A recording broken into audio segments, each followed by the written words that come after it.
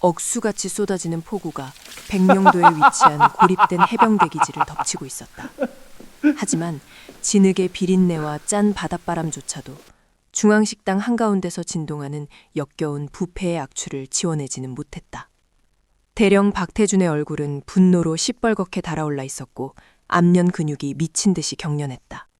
그가 거칠게 팔을 휘둘렀다. 알루미늄 식판이 허공을 가르며 날아가 꼿꼿하게 서 있는 중위 한지연의 가슴팍에 무자비하게 강타했다. 곰팡이가 피어오르고 누런 진물이 흐르며 구더기가 득실거리는 썩은 돼지고기 덩어리들이 그녀의 전투복 위로 쏟아져 내렸다. 그것들은 이내 바닥으로 흉측하게 흩어졌다. 날카로운 금속 파열음이 바닥을 뒹굴며 배를 부여잡고 있는 수천 명의 병사들이 만든 죽음 같은 정막을 찢어 발겼다. 박태준이 성큼성큼 다가가 군화 발굽으로 썩은 고기 조각들을 지지기며 피에 굶주린 짐승처럼 포효했다. 임망알려나, 네 년이 군수품 예산을 빼돌리고 식당에 쓰레기를 쳐넣어서 대대전체를 식중독에 걸리게 만들어놓고 감히 그따위 눈빛으로 나를 쳐다봐? 극심한 복통으로 흐려진 수천 개의 시선이 젊은 여군 장교를 향했다. 최전방 섬을 지배하는 폭군의 거대한 권력의 그림자 앞에서 그녀는 너무나도 작고 고독해 보였다. 하지만 박태준은 전혀 알지 못했다. 그가 방금 썩은 고기가 담긴 식판을 집어 던진 것은 그녀를 향한 징벌이 아니었다. 그것은 핵폭탄의 안전핀을 자기 손으로 직접 뽑아버린 완벽한 자살행위였다. 진흙과 끈적한 기름때 아래로 빛나는 한지연의 눈동자에는 단 한 줌의 공포도 존재하지 않았다. 그것은 이미 숨이 끊어진 고깃덩어리를 내려다보는 포식자의 소름 끼치는 침묵일 뿐이었다. 일주일 전 낡고 해진 군장 가방을 한 손에 쥔 한지연이 백령도로 들어가는 여객선에서 걸어 내려왔을 때 이 고립된 섬의 그 누구도 그녀에게 눈길조차 주지 않았다. 살을 에이는 듯한 매서운 바닷바람이 그녀의 창백한 뺨을 사정없이 후려쳤다. 파도가 깎아지른 절벽에 부딪히며 부서질 때마다 짙은 소금기와 축축한 물안개가 엉켜붙어 숨을 들이마실 때마다 폐부를 찌르는 듯한 한기를 몰고 왔다. 이곳은 북한과 바다 하나를 사이에 두고 대치하는 최전방 중의 최전방이었다. 하지만 해병대 제6여단 군수지원 대대장 박태준 대령과 그의 수족 노릇을 하는 아북군 장교들의 눈에 새로 부임한 창고 재물조사관 한지연 중위는 그저 언제든 쓰다 버릴 수 있는 소모품에 불과했다. 그들은 그녀를 배경도 없고 백도 없고 눈치조차 없는 멍청한 초급 여군 장교쯤으로 여겼다. 그들에게 한지연은 자신들이 오랜 세월 동안 저질러온 역겨운 횡령과 장부 조작의 짐을 대신 짊어지고 감옥에 들어가 줄 완벽하고도 훌륭한 고기방패였다. 박태준은 이미 인간이기를 포기한 악마나 다름없었다. 그는 국가가 최전방 해병대원들에게 지급하는 수십억 원의 식비 예산을 아무런 죄책감 없이 통째로 빼돌렸다. 그 피 묻은 돈은 서울 강남의 최고급 아파트를 사들이고 매일 밤 유흥주점에서 양주를 들이켜는데 사용되었다.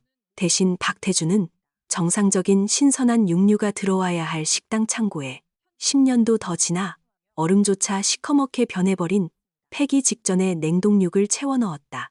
벌레가 파먹고 형체조차 알아볼 수 없을 정도로 짓무른 쓰레기 같은 채소들이 매일 밤낮으로 차가운 바닷바람을 맞으며 철책을 지키는 어린 병사들의 식판 위로 올라갔다. 한지연은 그 모든 참혹한 광경을 두 눈으로 똑똑히 목격하면서도 철저하게 침묵했다. 그녀는 어두컴컴한 새벽마다 냉동 창고에 굳게 닫힌 철문을 열고 들어가 썩은 내가 진동하는 고기 상자들을 하나하나 파헤쳤다. 초소형 렌즈가 장착된 특수 카메라로 원산지가 조작된 라벨과 부패한 식자재들의 상태, 그리고 위조된 납품 영수증들을 빠짐없이 촬영했다. 그녀는 낮이 되면 다시 어리숙하고 나약한 초급 장교의 가면을 썼다. 부대 내의 부패한 남성 장교들이 노골적인 시선으로 그녀를 위아래로 훑어보며 모욕적인 농담을 던질 때도 그녀는 그저 고개를 숙이고 무거운 식자재 박스를 묵묵히 날랐다. 시정하겠습니다. 명심하겠습니다. 통제관님. 그녀의 입에서는 오직 기계적인 복창만이 흘러나왔다. 그들이 낄낄거리며 그녀의 어깨를 밀치고 지나갈 때마다 그녀는 속으로 그들의 계급과 군번, 그리고 횡령액을 차곡차곡 장부에 기록하고 있었다. 매일 밤 곰팡내가 진동하는 좁디좁은 독신자 숙소에 돌아와서야 한지연은 홀로 암호화된 노트북 화면을 열었다. 그녀는 낮 동안 수집한 방대한 양의 비리 증거들을 분류하고 상부의 클라우드 서버로 전송했다. 마우스 휠을 내리는 그녀의 가느다란 손가락이 미세하게 떨리고 있었다. 그것은 결코 적진 한가운데 홀로 고립되었다는 두려움 때문이 아니었다. 당장이라도 권총을 꺼내 들고 저 부패한 쓰레기들의 머리통을 날려버리고 싶은 뼈를 깎는 듯한 분노를 억누르기 위한 처절한 몸부림이었다. 그리고 마침내 오늘 그 위태롭던 한계선이 산산조각 나고 말았다. 점심 배식이 시작된 지 불과 30분 만에 중앙식당은 말 그대로 생지옥으로 변해버렸다. 300명이 넘는 앳된 신병들이 바닥을 뒹굴며 고통스러운 비명을 내질렀다. 입에 거품을 물고 의식을 잃어가는 병사들, 배를 움켜쥐고 바닥에 토사물을 쏟아내는 병사들이 사방에 널브러져 있었다. 지독한 식중독 증세가 대대 전체를 집어삼킨 것이다. 하지만 이 끔찍한 참상 앞에서도 대령 박태준의 얼굴에는 일말의 당황스러움조차 보이지 않았다. 오히려 그는 기다렸다는 듯이 입가에 비열한 미소를 지으며 무장한 헌병들을 대동하고 식당 한가운데로 걸어 들어왔다. 그리고는 단상 위로 올라가 짐승처럼 핏대를 세우며 소리쳤다. 당장 의무대 문을 굳게 걸어 잠가라. 내 명령이 떨어지기 전까지는 단 한 놈의 군의관도 밖으로 기어 나오지 못하게 해. 약통 하나라도 밖으로 빼돌리는 새끼는 그 즉시 전시항명죄로 즉결 처분하겠다. 그의 잔인한 명령에 식당 안의 공기가 얼어붙었다. 병사들의 고통스러운 신음만이 공허하게 메아리치는 가운데 박태준이 단상에서 천천히 걸어 내려왔다. 그의 시선이 식당 구석에서 꼼짝 않고 서 있는 한지연에게 꽂혔다. 박태준의 두 눈이 아기로 번뜩였다. 그가 한지연의 코앞까지 다가와 굵은 손가락으로 그녀의 창백한 이마를 거칠게 찌르며 독사처럼 쉬쉬거렸다. 전투 부대의 식량에 독을 타서 부대의 전투력을 완전히 마비시킨 극악무도한 반역죄. 이 모든 끔찍한 사태는 바로 여기 있는 창고 재물조사관 한지연 주민의 년이 저지른 짓이다. 안 그런가? 박태준의 목소리는 낮았지만 소름이 끼칠 정도로 확신에 차 있었다. 뒤에서 업체 놈들한테 뒷돈을 처먹고 이따위 썩어빠진 쓰레기를 우리 자랑스러운 해병들의 식판에 올려놓은 더러운 년. 내년이 빼돌린 예산 때문에 지금 내 새끼들이 저렇게 바닥을 기어다니며 죽어가고 있지 않느냐. 주변에 도열해 있던 그의 수족 장교들이 일제히 무기를 만지작거리며 한지연을 둥글게 포위했다. 그들은 이미 모든 각본을 짜놓고 이 순간만을 기다려온 하이에나 떼와 같았다. 박태준이 바닥에 엎질러진 식판을 구둣발로 툭툭 치며 그녀의 귓가에 대고 조롱하듯 속삭였다. 저기 거품을 물고 죽어가는 네 병사들을 살리고 싶나? 내가 의무대 문을 열고 저놈들에게 해독제를 맞게 해줬으면 좋겠어? 아주 간단한 방법이 있지. 당장 그 더러운 무릎을 꿇어라. 박태준의 숨결에서 역겨운 담배 냄새가 훅 끼쳐왔다. 무릎을 꿇고 바닥에 널브러진 저 썩은 고기들을 맨손으로 집어서 네 입에 쳐넣어. 구더기가 씹히고 썩은 진물이 네 식도를 타고 넘어갈 때까지 씹어 삼켜라. 그리고 내년이 식자재 비리를 저질렀다는 자술서에 하얀 종이와 검은 잉크로 지장을 찍어. 내년이 모든 죄를 인정하고 스스로 군사재판에 넘겨지겠다고 서약한다면 내가 특별히 자비를 베풀어 저 벌레 같은 놈들에게 약을 주지. 그의 말은 폭력이었고 인격을 말살하는 처형 선고였다. 수천 명의 병사들이 지켜보는 앞에서 여군 장교를 무릎 꿇리고 썩은 쓰레기를 먹게 만든다는 것은 그녀의 영혼을 갈기갈기 찢어버리겠다는 뜻이었다. 그리고 그녀가 그 굴욕을 견디고 자술서에 지장을 찍는 순간 박태준은 자신의 모든 횡령과 부패의 흔적을 그녀에게 뒤집어 씌우고 완벽하게 빠져나갈 작정이었다. 박태준의 뒤에 서 있던 부관조차 그 극악무도한 발언에 흠칫 놀라 마른 침을 삼킬 정도였다. 뭐 하고 서 있어? 내 말이 안 들리나? 당장 꿇어서 처먹어. 식당 안의 산소마저 모두 말라버린 것 같았다. 바닥에 쓰러져 위액을 토해내던 어린 병사들의 고통스러운 시선이 모두 한지연을 향했다. 그들의 흐릿한 눈동자 속에는 끔찍한 고통과 함께 저렇게 가녀리고 작은 주미가 대령의 무자비한 폭력 앞에서 어떻게 무너져 내릴지에 대한 처절한 무력감이 서려 있었다. 누구도 그녀를 도와줄 수 없었다. 아니, 이 섬 안에서 대령 박태준의 뜻을 거스를 수 있는 생명체는 존재하지 않았다. 한지연은 아무런 미동도 하지 않았다. 그녀의 작은 어깨는 굳게 펴져 있었고 입술은 일자형으로 단단히 다물려 있었다. 박태준은 그녀가 두려움에 압도되어 몸이 굳어버렸다고 착각하며 더욱 기고만장하게 웃어젖혔다. 하지만 한지연의 전투복 소매 아래 꽉 쥐어진 두 주먹은 두려움이 아닌 다른 무언가로 터질 듯이 팽팽하게 당겨져 있었다. 그녀의 차갑게 가라앉은 검은 눈동자 깊은 곳에서는 이미 박태준이라는 인간 쓰레기의 명주를 끊어버릴 냉혹한 계산이 끝나가고 있었다. 그녀는 고통받는 병사들의 신음소리를 들으며 속으로 조용히 읊조렸다. 지금 이 순간 박태준이 내뱉은 모든 오만방자한 말들이 훗날 그의 목을 매달 교수대의 밧줄이 될 것이라는 사실을 뼈에 새기면서 한지연은 천천히 고개를 숙였다.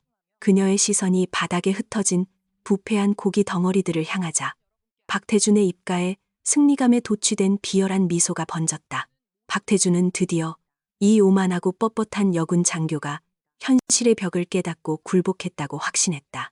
그가 거드름을 피우며 뒷짐을 진 채 쓰러진 병사들 사이를 유유히 걸어 다니며 뱀처럼 혀를 날름거렸다.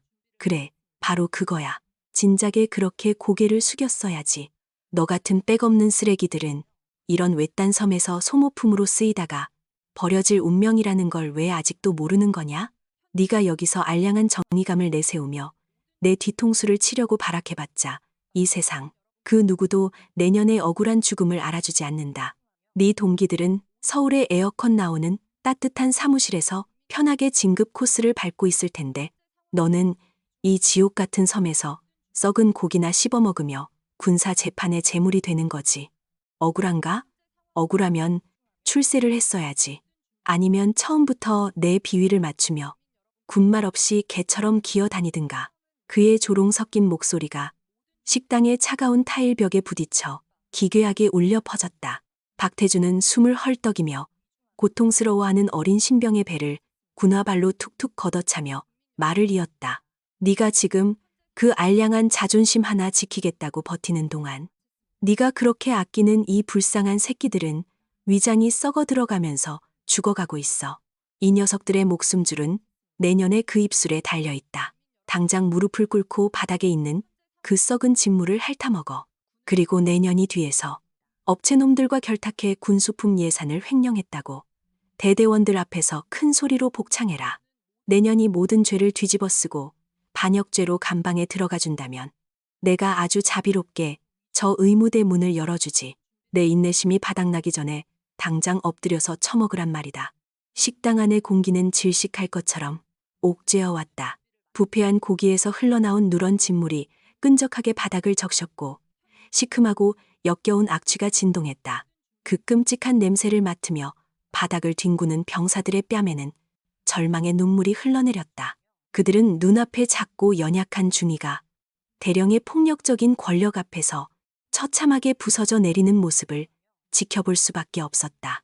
박태준의 수족인 장교들은 낄낄거리며 한지연이 흙탕물 속으로 무릎을 꿇는 완벽한 굴복의 순간을 기다렸다. 하지만 한지연은 무릎을 꿇지 않았다. 그녀의 몸은 미동조차 없었다. 그녀는 고개를 숙인 채로 전투복 가슴 주머니로 천천히 손을 가져갔다. 그녀의 손가락은 미세한 떨림조차 없이 너무나도 정교하고 침착하게 움직였다. 그녀는 새하얀 손수건을 꺼내 들었다.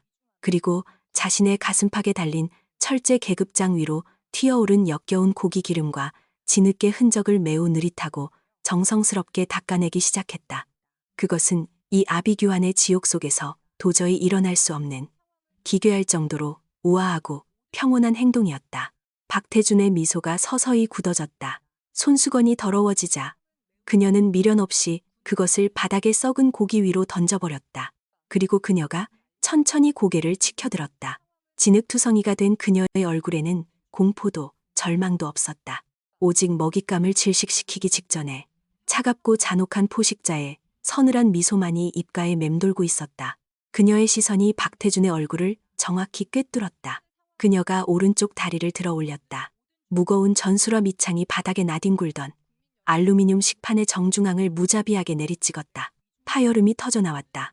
발을 내리찍는 그 압도적인 힘에 식판이 종이장처럼 구겨졌고 그 밑에 깔린 두꺼운 바닥 타일이 거미줄처럼 쩍 갈라졌다. 대령님, 강압적으로 받아낸 자술서, 종이 쪼가리 한 장이 당신의 그 위태로운 자리를 지켜줄 수 있을 것이라 생각하십니까? 한지연의 입에서 흘러나온 목소리는 더 이상 초급여군 장교의 주눅든 음성이 아니었다. 그것은 거대한 해일을 머금은 듯 묵직하고 압도적인 권위로 공간을 짓누르는 거친 호령이었다. 박태준의 얼굴이 순식간에 시뻘겋게 달아오르며 분노로 일그러졌다. 이 미친년이 지금 상황 파악이 안 되나 보군. 수십억 원의 군수품 예산을 횡령하고 최전방 병사들의 식판에 폐기물을 올려놓은 당신의 그 썩어빠진 죄악이 그따위 유치한 협박으로 덮일 것 같습니까? 입 닥쳐. 내년이 아주 겁상실하고 간이 배 밖으로 튀어나왔구나. 내년 하나 땅 파서 묻어버리는 건 일도 아니라는 걸 똑똑히 보여주지. 어디 한번 해보시죠. 당신이 믿는 그 알량한 동아줄이 얼마나 썩어 문드러진 것인지 직접 확인해 보십시오. 그녀의 도발에 박태준의 이성은 완전히 끊어졌다. 그가 주머니에서 거칠게 스마트폰을 꺼내 들었다. 그는 한지연의 눈앞에서 보란듯이 스피커폰 버튼을 누르고 자신의 가장 거대한 뒷배이자 군수사령부의 실세인 국방부 군수국장 최민식에게 전화를 걸었다. 서울의 최고급 냉난방 시설이 가동되는 쾌적한 집무실에 앉아있을 최민식은 박태준이 섬에서 무슨 짓을 벌이든 눈 감아주고 비자금을 상납받는 탐욕스러운 권력의 정점이었다. 신호음이 몇 번 울리지 않아 통화가 연결되었다. 국장님, 저 박태준입니다. 부대의 창고를 헤집고 다니며 문서를 훔쳐본 쥐새끼 한 마리를 방금 포획했습니다. 그런데 인연이 아주 독하게 발악을 하며 혐의를 부인하고 있습니다. 어떻게 처리할지 지시를 내려주십시오. 박태준의 목소리에는 믿는 구석이 있는 자, 특유의 비열함과 잔인함이 묻어났다. 스피커폰 너머로 지직거리는 파열음과 함께 오만방자하고 신경질적인 최민식의 목소리가 식당 전체에 쩌렁쩌렁하게 울려 퍼졌다. 이름 없는 계집애 하나 때문에 나한테까지 연락을 하나? 송구합니다. 하지만 인연이 반성은커녕 계급장 떼버리고 당장 헌병대 지하 독방에 쳐넣어 국가 반역죄와 군수품 파괴 혐의로 군사재판에 회부해버려. 내가 직접 서명해서 그년의 사회적 생명을 완전히 끊어주지. 평생 햇빛도 못 보는 감방에서 썩게 만들어. 알겠습니다, 국장님. 명심하겠습니다. 그리고 그 알량한 병사놈들도 며칠 더 굶겨. 알아서 기어다닐 때까지 치료해주지 마. 군대는 공포로 통제하는 거야. 공포로 통제하는 거야. 통화가 끊겼다. 그것은 완벽한 사형 선고였다.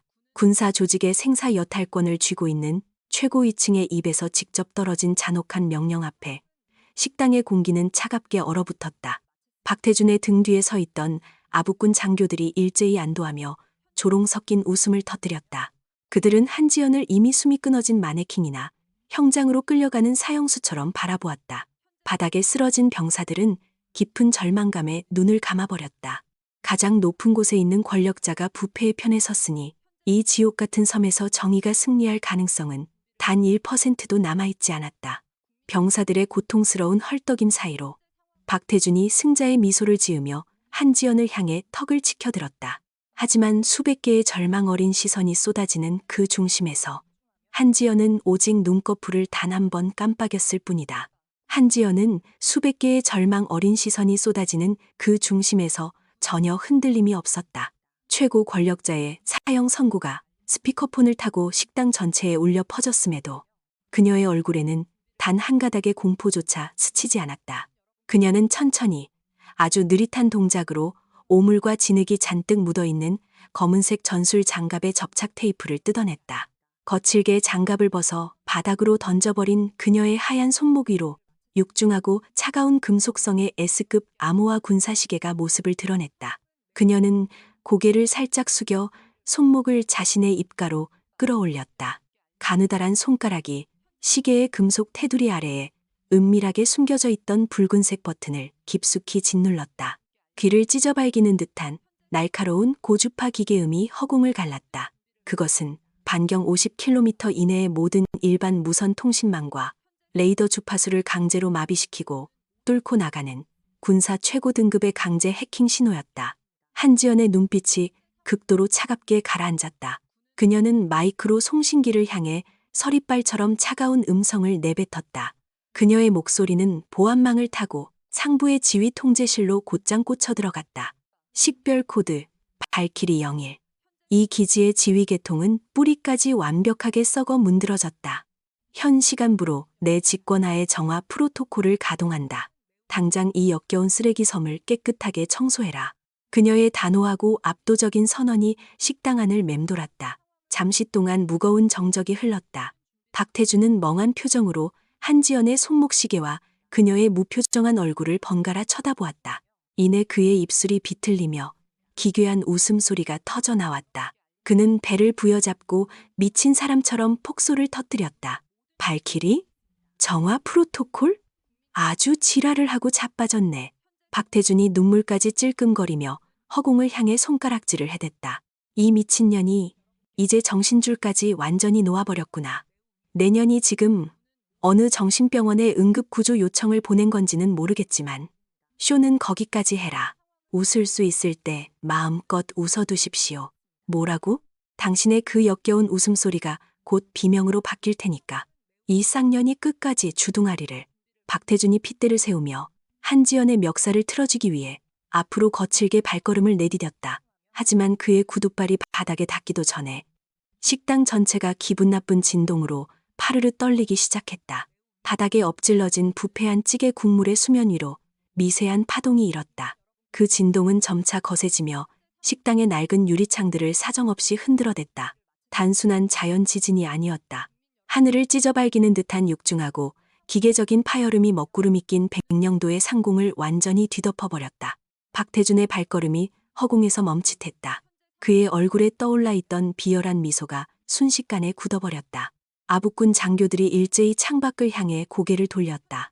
그들의 눈동자가 극도의 공포로 커다랗게 팽창했다. 하늘이 새까맣게 지워지고 있었다.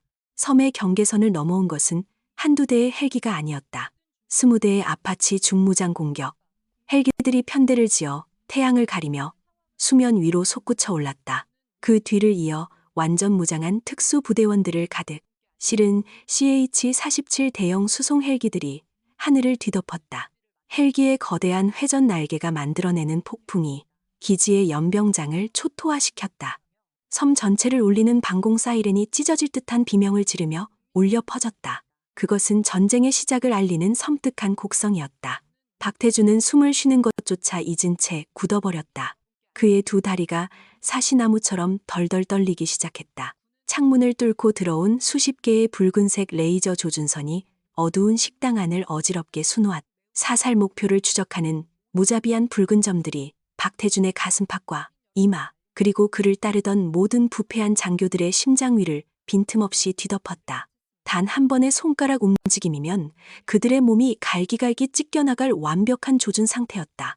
권력을 등에 업고 기고만장했던 그들은 이제 유리창 안에 갇힌 한낱 쥐새끼들로 전락했다. 극도의 공포에 질린 장교 중 한 명이 들고 있던 권총을 바닥에 떨어뜨리며 주저앉았다. 철컥, 굳게 닫혀있던 식당의 거대한 양쪽 철문이 폭탄을 맞은 듯 뜯겨나갔다. 문짝이 바닥을 나뒹구는 매캐한 흙먼지 사이로 검은 베레모를 깊게 눌러쓴 수십 명의 특수부대원들이 소총의 총구를 겨눈 채 폭풍처럼 쏟아져 들어왔다. 그들의 움직임에는 일말의 망설임도 없었다. 전원 엎드려. 움직이는 새끼는 즉시 사살한다. 지옥에서 기어 올라온 듯한 짐승 같은 고함 소리가 터졌다. 군화 발소리가 식당 안을 융단 폭격하듯 휩쓸었다. 특수부대원들이 총신으로 장교들의 무릎 뒤를 걷어차고 어깨를 짓눌렀다. 비명을 지를 새도 없이 박태준의 수족 노릇을 하던 위관급 장교들이 추하게 얼굴을 바닥에 처박힌 채 결박당했다. 아무도 저항하지 못했다. 숨소리조차 낼 수 없는 압도적인 무력의 차이였다. 바닥에 깔려 팔이 뒤로 꺾인 채 짐승처럼 헐떡이는 박태준의 얼굴 위로 붉은색 레이저 점들이 여전히 사신처럼 어른거리고 있었다. 지옥 같던 식당의 지배구조가 단 1분 만에 완벽하게 박살났다. 모든 상황을 끝낸 특수부대원들이 길을 열었다. 침묵과 공포만이 남은 그 길의 끝에 한지연이 꼿꼿한 자세로 그들을 내려다보고 있었다. 그녀의 시선은 부서진 벌레를 바라보듯 서늘하고 건조했다. 압도적인 무력 앞에 식당 안의 모든 생명체가 숨을 죽였다. 수십 개의 붉은 레이저 조준선이 허공을 어지럽게 갈랐다. 특수부대원들의 검은 총구가 빚어내는 차가운 금속 광택만이 번뜩였다. 바닥에 쓰러져 위액을 토해내던 어린 병사들조차 고통스러운 신음을 집어삼켰다. 누구도 감히 손가락 하나 까딱할 수 없었다. 숨막히는 정적이 무겁게 내려앉은 순간이었다. 박살이 난 식당 입구 쪽에서 거칠고 다급한 발소리가 들려왔다. 군화 밑창이 진흙탕을 지식이며 미친 듯이 달려오는 소리였다. 특수부대원들이 홍해가 갈라지듯 일사불란하게 양옆으로 길을 챈다. 그 사이로 한 남자가 허겁지겁 뛰어들어왔다. 은빛으로 새하얗게 센 머리카락이 비바람의 엉망으로 헝클어져 있었다. 최고급 장교용 전투복은 이미 비와 땀으로 흠뻑 젖어 형편없이 구겨진 상태였다. 하지만 그의 양어깨 위에서 번쩍이는 계급장만큼은 그 누구도 무시할 수 없는 절대적인 권력을 상징하고 있었다. 세계의 굵은 별. 그는 바로 이 해병대라는 거대한 군사 조직을 총괄하는 최고 권력자였다. 해병대 사령관 이현우였다. 그의 입술은 파랗게 질려 있었고 턱 밑으로는 끊임없이 굵은 땀방울이 뚝뚝 떨어져 내렸다. 사령관의 두 눈은 극도의 두려움과 경악으로 커다랗게 팽창해 있었다. 그는 마치 목숨을 구걸하기 위해 형장으로 뛰어온 사형수처럼 헐떡거렸다. 바닥에 엎드린 채 특수부대원의 군화에 어깨를 짓눌려 있던 박태준이 그 모습을 발견했다. 박태준의 탁해진 눈동자에 일말의 희망이 번뜩였다. 그는 이 비현실적인 상황을 완전히 오판하고 있었다. 자신의 거대한 뒷배들이 마침내 폭동을 진압하기 위해 최고 사령관을 직접 파견했다고 착각한 것이다. 박태준이 바닥을 박박기며 고개를 쳐들었다. 그의 입에서 처절하고도 다급한 비명이 터져 나왔다. 사령관님, 사령관님. 박태준이 특수부대원들의 포위망을 향해 피 묻은 손을 뻗으며 발악했다. 정말 제때 와주셨습니다. 저 미친 반역자년이 외부의 무장 공비들을 끌어들여 기지를 무단으로 점거했습니다. 사령관님, 당장 저 반역자년의 머리통에 구멍을 내주십시오. 박태준의 목소리가 처절하게 식당 안을 울렸다. 하지만 그의 헛된 외침은 끝을 맺지 못했다. 이현우의 두 눈의 살기가 번뜩였다. 사령관의 몸이 맹수처럼 앞으로 튕겨나갔다. 그는 한치의 망설임도 없이 젖은 군화를 허공으로 차올렸다. 파여름이 귓가를 때렸다. 이현우의 묵직한 발차기가 박태준의 가슴팍을 정확하고 무자비하게 강타했다. 갈비뼈가 부러지는 섬뜩한 소리가 식당 안에 선명하게 울려 퍼졌다. 박태준의 거구는 마치 고장난 인형처럼 허공으로 붕 떠올랐다. 그의 몸이 3미터 밖으로 처참하게 날아갔다. 그의 등허리가 배식용 철제 테이블 모서리에 격렬하게 처박혔다. 두꺼운 철제 테이블이 그 충격으로 흉하게 우그러졌다. 컥! 박태준의 입에서 검붉은 핏덩어리가 폭포수처럼 쏟아져 나왔다. 그가 짐승 같은 비명을 지르며 바닥으로 고꾸라졌다. 그는 부러진 갈비뼈를 부여잡고 썩은 진흙탕 위를 뒹굴며 끊임없이 피를 토해냈다. 고통으로 일그러진 박태준의 얼굴에는 극도의 혼란만이 가득했다. 왜 사령관이 자신을 공격하는지 그의 둔한 머리로는 도저히 이해할 수 없었다. 이현우는 바닥에서 벌레처럼 꿈틀거리는 직속 부하를 향해 단 한 번의 눈길조차 주지 않았다. 사령관은 미친 듯이 떨리는 두 손을 들어 올렸다. 그는 빗물과 진흙으로 엉망이 된 자신의 군복깃을 필사적으로 끌어당기며 옷매무새를 가다듬었다. 그의 손끝이 사시나무처럼 잘게 떨리고 있었다. 이현우가 굳은 표정으로 걸음을 옮겼다. 그가 향한 곳은 식당의 정중앙이었다. 썩은 돼지고기와 구더기가 산처럼 쌓여 악취를 뿜어내는 그 쓰레기 더미 한가운데였다. 그곳에는 한지연이 여전히 표정 없는 차가운 얼굴로 꼿꼿하게 서 있었다. 숨을 죽인 수천 명의 시선이 두 사람을 향해 집중되었다. 해병대의 정점에 선 쓰리스타 장군이 일개 초급 여군 장교의 코앞에서 우뚝 멈춰섰다. 그의 호흡이 거칠게 요동쳤다. 이현우가 양발의 뒤꿈치를 강하게 부딪혔다. 군화굽이 부딪히며 만들어낸 날카로운 마찰음이 식당 전체를 얼어붙게 만들었다. 최고 권력자의 넓은 어깨가 바닥을 향해 굽혀졌다. 그의 허리가 반으로 접힐 듯이 깊게 숙여졌다. 이현우가 오른손을 들어 올려 이마에 붙이며 완벽하고도 맹목적인 복종의 경례를 올렸다. 그의 입에서 터져나온 벼락 같은 외침이 수천 명의 귓바퀴를 강타했다. 국방부 최고 수석 특사님께 보고드립니다. 사령관의 목소리는 극도로 긴장하여 잘게 갈라져 있었다. 해병대 사령관 이현우. 특사님의 호출을 받고 현시간부로 도착했습니다. 이현우의 등줄기를 타고 식은땀이 비오듯 흘러내렸다. 통신망이 차단되어 헬기 기동이 늦어졌습니다.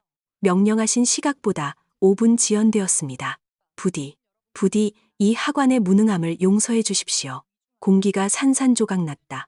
바닥에 쓰러져 배를 부여잡고 있던 수천 명의 신병들이 자신들의 눈과 귀를 의심했다. 그들은 눈앞에 펼쳐진 현실을 뇌가 받아들이지 못해 그저 멍하니 입을 벌렸다. 특수부대원들에게 짓눌려 있던 부패한 장교들의 얼굴이 일순간에 잿빛으로 변했다. 그들은 마치 저승사자를 마주한 것처럼 몸을 사시나무처럼 떨며 바닥에 납작 엎드렸다. 그리고 저만치 구석에서 피를 토하며 쓰러져 있던 박태준. 그의 뇌는 그 순간 완벽하게 정지해버렸다. 그의 사고 회로가 치명적인 오류를 일으키며 임상적인 죽음을 맞이했다. 특사.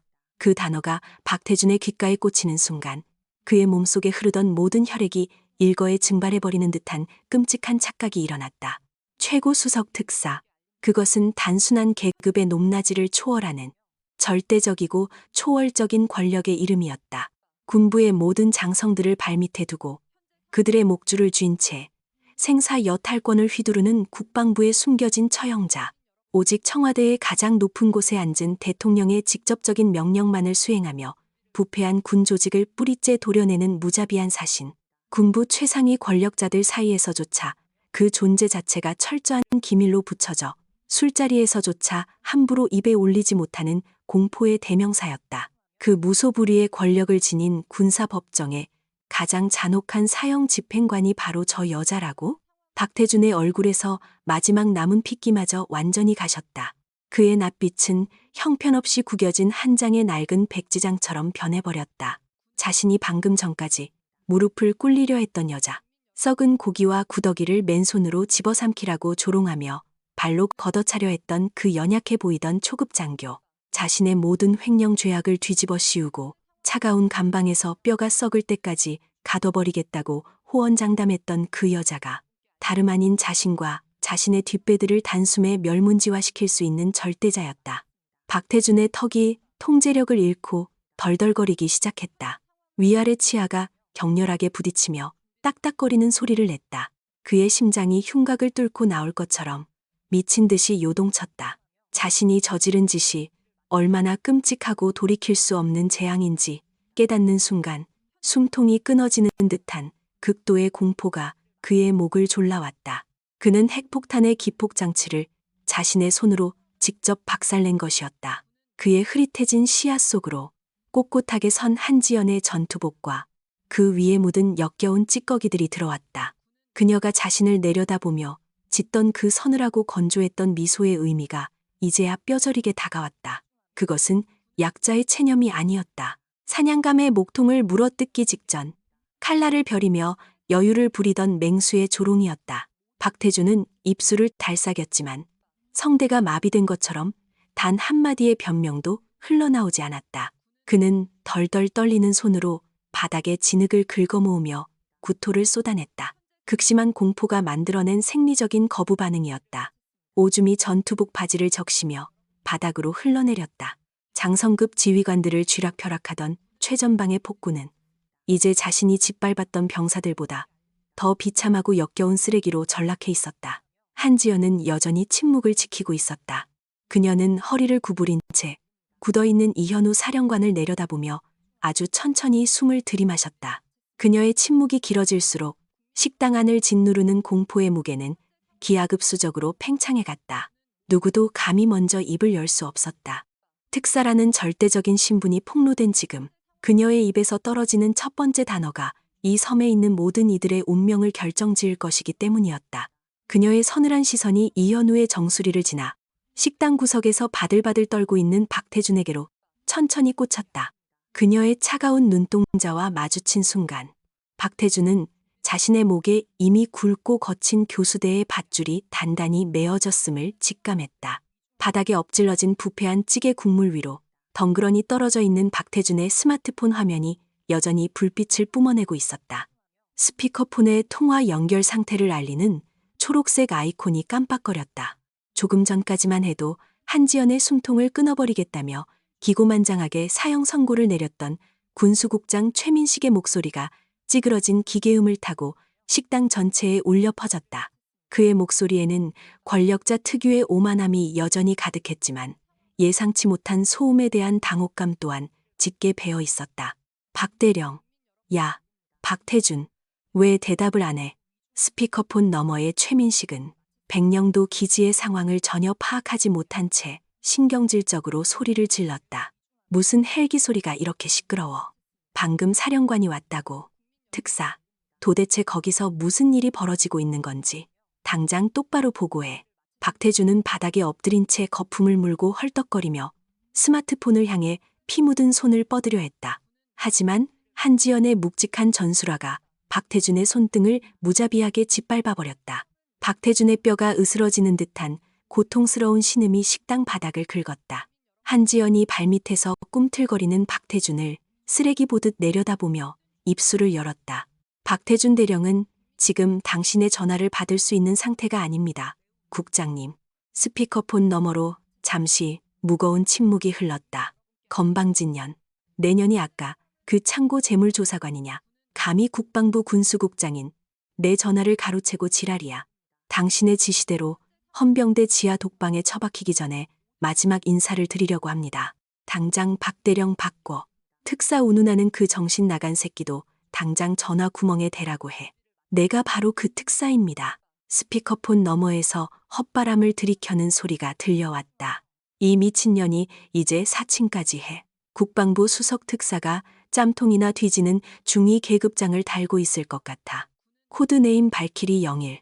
보안인가 S등급. 주둥이 닥쳐. 내년이 어디서 주어들은 군사 용어로 내 눈을 속일 수 있을 것 같으냐. 2021년 3월 20일. 페이퍼 컴퍼니 대륙 유통 설립. 뭐라고. 같은 해 4월 5일. 해병대 제육여단 부식비 예산 70억 원 횡령 및 세탁. 너 지금 무슨 소리를 짓거리는 거야. 스위스 연방은행 계좌번호 7329-1010. 입 다물어. 예금주 최민식. 현재 잔고 한화 기준 320억 원. 너 대체 정체가 뭐야. 2022년 8월 12일. 수송기 씨 일사명을 이용한 개인 사치품 밀수. 그만두지 못해. 당신의 아내가 강남구 청담동에 소유한 비밀 빌딩 2채의 매입 자금 출처. 전부 최전방 장병들의 식량 예산에서 빼돌린 피 묻은 돈. 이 개같은 년이 감히 누구를 건드려. 식당 안은 무덤처럼 고요했다. 바닥에 쓰러져 있던 병사들조차 극심한 복통을 잊은 채 한지연의 입에서 쏟아지는 엄청난 기밀 사실들에 경악을 금치 못했다. 이현우 사령관은 식은땀을 흘리며 한지연의 뒷모습을 경외감 어린 시선으로 바라보고 있었다. 군수국장이라는 거대한 권력의 장막 뒤에 숨겨져 있던 추악한 진실들이 그녀의 붉은 입술을 통해 낱낱이 해부되고 있었다. 스피커폰 너머의 최민식은 호흡이 가빠지기 시작했다. 네가 그 장부들을 어떻게 가지고 있는 거지? 아직 끝나지 않았습니다. 국장님, 당장 그 입 닥쳐. 내가 누군지 알아. 내가 전화 한 통이면 넌 쥐도 새도 모르게 바다에 수장될 수 있어. 2023년 11월 15일. 유통기한 20년 지난 폐기용 냉동육 500톤을 정상식자재로 둔갑시켜 백령도 기지에 납품. 그건 박태준 그 새끼가 알아서 한 일이야. 해당 납품 계약서의 최종 결재란에 찍힌 국방부 군수국장 최민식의 직인, 그리고 그 대가로 당신의 차명 계좌에 입금된 리베이트 15억 원. 거짓말이야. 그건 다 조작된 문서라고. 모든 거래 내역과 통화 녹음 파일, 그리고 서류 원본들은 이미 30분 전에 청와대 민정수석실과 군사안보지원사령부 메인 서버로 전송 완료되었습니다. 뭐라고? 당신의 그 알량한 전화 한 통으로 무마하기에는 너무 늦었다는 뜻입니다. 거짓말 마. 내년이 그 모든 걸 하루아침에 알아냈을 리가 없어. 내가 이 섬에 위장 전입한 지 일주일. 당신들이 방심하고 술판을 벌이는 동안 나는 이 기지의 모든 서버와 암호화된 군사망을 샅샅이 뒤졌습니다. 아니야. 그 서버는 A급 보안으로 막혀 있어. 일개 특사 따위가 뚫을 수 있는 수준이 아니야. 국가정보원과 국군 방첩사령부의 최상위 해킹 프로토콜을 동원했습니다. 너 미쳤어. 그건 대통령의 직접적인 재가가 없으면 절대 불가능한 일이야. 당신은 아직도 상황 파악이 안 됩니까? 대통령이 직접 널 보냈다고. 국군 통수권자께서는 이미 한 달 전부터 당신들의 더러운 꼬리를 밟고 계셨습니다. 제발, 한 번만 용서해줘. 당신들이 최전방의 장병들에게 썩은 고기를 먹일 때 그 알량한 용서라는 단어를 떠올려 본 적이 단 한 번이라도 있습니까? 한지연이 내뱉는 수백억 원이라는 천문학적인 액수가 식당 안에 울려 퍼질 때마다 바닥에 쓰러져 있던 병사들의 눈동자에는 경악을 넘어선 분노의 불꽃이 타올랐다. 그들은 매일 밤 살을 에이는 바닷바람을 맞으며 철책을 지켰고 썩은 내가 진동하는 폐기물 덩어리를 삼키면서도 그것이 조국을 위한 군인의 숙명이라 믿어 의심치 않았다. 하지만 그들의 끔찍한 고통은 국가를 위한 거룩한 희생이 아니었다. 저 탐욕스러운 부패 장교들이 스위스의 비밀 계좌에 돈을 쌓아두고 서울의 최고급 빌딩을 사들이기 위해 자신들을 고의로 굶기고 병들게 만들었다는 충격적인 진실이었다. 어린 병사들의 억눌렸던 울분이 짐승의 으르렁거림처럼 끓어오르며 식당의 바닥을 타고 낮게 깔리기 시작했다. 최민식의 목소리가 처참하게 갈라지며 스피커폰을 진동시켰다. 그의 오만했던 태도는 온데간데 없이 흔적도 없이 사라지고 벼랑 끝에 몰린 쥐새끼처럼 비굴하고 처절한 떨림만이 남았다. 이봐, 중위. 아니 특사님, 우리 좋게 말로 합시다. 당신 같은 쓰레기와 나눌 말은 없습니다. 내가 그 돈의 절반을 주겠어. 아니, 70%를 주지. 국가 반역자의 더러운 돈은 필요 없습니다. 원하는 게 뭐야? 진급이야. 별을 달아줄까? 내가 장성진급 심사위원회에 힘을 쓰면 30대 장군도 절대 꿈이 아니야. 당신이 줄 수 있는 건 오직 당신의 남은 수명뿐입니다. 제발 살려줘. 내가 다 책임지고 박태준 저 개새끼를 죽여버릴 테니까 제발 나만은 살려줘. 이미 당신의 집무실 앞 복도에 헌병대 특별수사관들이 도착했을 겁니다. 여보세요.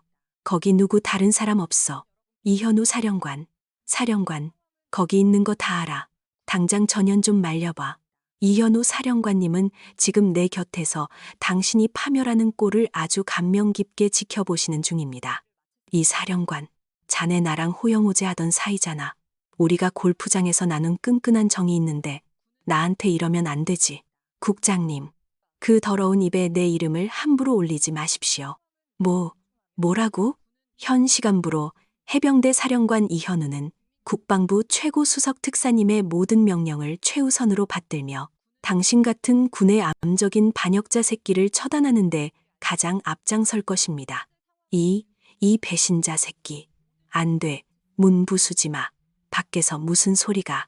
군사교도소의 차가운 시멘트 바닥에서 뼛속까지 썩어갈 준비나 하십시오. 늙은이. 체포영장은 이미 국방부 합동참모본부로 향하는 중입니다. 한지연은 더 이상 최민식의 구차한 생존 발악을 들어주지 않았다. 스피커폰 너머로 둔탁한 파열음과 함께 육중한 문이 박살나는 소리가 났고 무장한 헌병들이 최민식의 집무실로 물밀듯이 들이닥치는 소리가 생생하게 울려 퍼졌다. 최민식이 바닥에 질질 끌려가며 짐승처럼 울부짖는 비명소리가 이어졌다. 한지연이 천천히 오른쪽 전술화를 공중으로 들어 올렸다. 그녀의 무거운 군화 밑창이 바닥에 놓인 스마트폰의 액정을 가차없이 내리찍었다. 날카로운 파쇄음이 터져나왔다. 스마트폰은 수십 개의 날카로운 파편으로 박살나며 그 즉시 모든 소음을 집어삼켰다. 최민식의 단말마 같은 절규도, 그의 무소불위의 권력도, 그가 평생을 바쳐 쌓아올린 부패한 왕국도 그 구두발 아래에서 완벽하게 산산조각이 났다. 박태준은 이현우 사령관의 단호한 선언과 최민식의 비명을 듣자마자 눈을 희번덕거리며 전신 발작을 일으키기 시작했다. 마지막 남은 썩은 동아줄조차 스스로 목을 조르는 올가미로 변해버린 끔찍한 현실을 그의 뇌가 도저히 감당하지 못했다. 그는 바닥에 얼굴을 쳐박고 마치 실성한 사람처럼 낄낄거리다가 다시 구토를 쏟아내며 오열하기를 반복했다. 그의 입에서 흘러나온 더러운 타액이 썩은 고기 진물과 섞여 구역질 나는 악취를 풍겼다. 한지연은 바닥에 기어다니는 쓰레기에게 더 이상 시선을 주지 않았다. 그녀는 박살난 스마트폰의 잔해를 구두발로 밀어내며 천천히 몸을 돌렸다. 그녀가 오만한 턱을 치켜들고 전술 장갑을 벗은 하얀 손으로 흙먼지가 묻은 자신의 전투복 옷깃을 가볍게 털어냈다. 그녀의 칠흑 같은 눈동자에는 단 한 줌의 동정심이나 자비도 존재하지 않았다. 식당 한편에 굳어있는 이현우 사령관과 헌병들, 그리고 공포에 질려 어쩔 줄 모르는 군의관들을 향해 시선을 고정한 그녀가 절대적인 권력자의 위엄을 담아 벼락같이 호령했다. 군의관들, 당장 굳게 닫힌 의무대 문을 부수고 들어가 모든 구급 물자와 해독제를 아낌없이 방출해 바닥에 쓰러진 병사들에게 즉각 투여해라. 사령관은 즉시 밖에 대기 중인 CH-47 대형 수송 헬기들을 의료용 후송기로 전환하여 중증 환자들을 본토의 국군 수도 병원으로 신속하게 이송하라. 환자 이송에 필요한 항공유, 본토 민간 병원 위탁 치료비, 그리고 병사들의 정신적 위로금까지 모든 금전적 비용은 단 1원도 국방부 예산을 쓰지 않는다. 현 시간부로 계좌가 동결 처리된 저 바닥의 쓰레기, 박태준의 전 재산과 은닉된 차명 계좌에서 모조리 압류하여 강제로 집행할 테니 돈 걱정 말고 단 한 명의 병사도 잃지 말고 무조건 살려내라. 의무대 문을 부수고 구급 물자를 확보하라는 한지연의 서리빨 같은 명령이 떨어지자마자 검은 베레모를 쓴 특수 부대원들이 폭풍처럼 움직이기 시작했다. 그들은 식당의 부서진 문을 박차고 나가 굳게 잠겨있던 의무대의 철문을 거침없이 박살냈다. 그동안 공포에 질려 바닥에 납작 엎드려 있던 군의관들과 위생병들이 특수부대원들의 살벌한 총구 앞에서 허겁지겁 몸을 일으켰다. 그들은 사시나무처럼 떨리는 손으로 해독제와 수액이 담긴 상자들을 미친 듯이 뜯어발기며 바닥에 쓰러진 병사들을 향해 달려갔다. 수천 명의 병사들이 토사물과 진흙이 뒤엉킨 식당 바닥을 뒹굴며 고통스러운 신음을 내뱉고 있었다. 군의관들이 주사기를 꺼내들고 병사들의 팔에 굵은 바늘을 찔러 넣기 시작했다.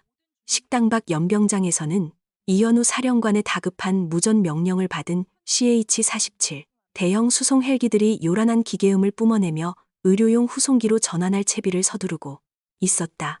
거대한 회전 날개가 뿜어내는 거센 바람이 창문을 때렸지만 식당 안을 짓누르는 숨막히는 정적과 기괴한 압박감은 전혀 사라지지 않았다. 오히려 공기는 시간이 지날수록 더욱 무겁고 탁하게 가라앉고 있었다. 수백 개의 붉은색 레이저 조준선이 여전히 박태준과 그의 수족 노릇을 하던 부패한 장교들의 뒤통수와 심장 언저리를 집요하게 파고들었다. 단 한 명이라도 허튼 수작을 부리거나 도망치려 한다면 그 즉시 무자비한 총탄이 날아와 그들의 육신을 벌집으로 만들어버릴 것이 자명했다. 그 압도적인 폭력과 통제 속에서 한지연은 천천히 몸을 돌렸다. 그녀의 서늘한 시선이 바닥에 엎드린 채 자신의 토삼을 위해서 허우적거리는 전직대령 박태준을 향했다. 박태준은 부러진 갈비뼈의 고통과 극도의 공포가 뒤섞여 전신의 발작을 일으키고 있었다. 그의 입가에서는 검붉은 피와 누런 위액이 끊임없이 흘러내려 턱을 적셨다. 군복 바지는 이미 자신이 지린 소변으로 축축하게 젖어 악취를 풍겼다. 불과 1시간 전까지만 해도 최전방 섬의 생사여탈권을 쥐고 흔들던 절대적인 폭군이 이제는 도살장에 끌려온 한 마리의 병든 돼지보다도 못한 비참한 몰골로 바닥을 기어다니고 있었다. 한지연이 박태준을 향해 천천히 발걸음을 옮겼다. 그녀의 무거운 전술화 밑창이 바닥에 고인 진흙과 썩은 고기 진물을 밟을 때마다 질척거리는 마찰음이 식당의 차가운 타일 벽을 타고 기괴하게 울려 퍼졌다. 그 발소리는 박태준의 심장을 조여오는 사형 선고의 카운트다운과도 같았다. 박태준은 다가오는 한지연의 구두 앞코를 보며 미친 듯이 뒤로 물러서려 했지만 특수부대원의 육중한 군화가 그의 어깨를 짓누르고 있어 단 1cm도 움직일 수 없었다. 한지연이 박태준의 눈앞에서 걸음을 멈췄다. 그녀는 고개를 숙이지도 않은 채 오만한 눈빛으로 발밑에 버러지를 내려다보았다. 그녀의 시선은 박태준의 몸을 지나 그의 코앞에 무더기로 쏟아져 있는 썩은 돼지고기 더미에 머물렀다. 그것은 불과 몇십 분 전 박태준이 한지연의 가슴팍을 향해 거칠게 집어 던졌던 바로 그 역겨운 배식 식판의 내용물이었다. 10년이 넘게 냉동 창고에 방치되어 새까맣게 썩어 들어간 고기 덩어리들 위로 부패한 지방이 녹아내린 누런 진물이 끈적하게 엉겨 붙어 있었다. 그 사이사이로 하얀 구더기들이 득실거리며 살점을 파먹는 끔찍한 광경이 눈앞에 펼쳐져 있었다. 고기 주변으로는 시큼하고 역겨운 악취가 피어올라 코끝을 강하게 찔렀다. 그것은 인간이 입에 댈 수 있는 음식이 아니었다. 독극물이나 다름없는 산업 폐기물이었다. 한지연은 전술 장갑을 벗은 하얀 손가락을 들어올려 부패한 고기 더미를 정확히 가리켰다. 그리고 그녀의 입에서 서리빨처럼 차갑고 무자비한 선고가 쏟아져 내렸다. 대령 박태준, 당신은 아까 당신의 부하들이 이따위 쓰레기 같은 배식이라도 감지덕지하며 먹어야 한다고 짓거렸지. 이제 당신이 뱉은 그 오만한 논리를 당신의 입으로 직접 증명할 차례다. 당신 눈앞에 널브러진 저 부패한 찌꺼기들이 바로 오늘 당신에게 배당된 정식 배식이다. 당장 바닥으로 기어가서 입을 벌려라. 그리고 네가 국가를 배신하고 식비를 횡령한 대가로 위장이 찢어지는 고통을 겪어야 했던 2,000명의 병사들이 두 눈을 뜨고 지켜보는 앞에서 저 썩은 고기를 단 한 점도 남김없이 씹어 삼켜라.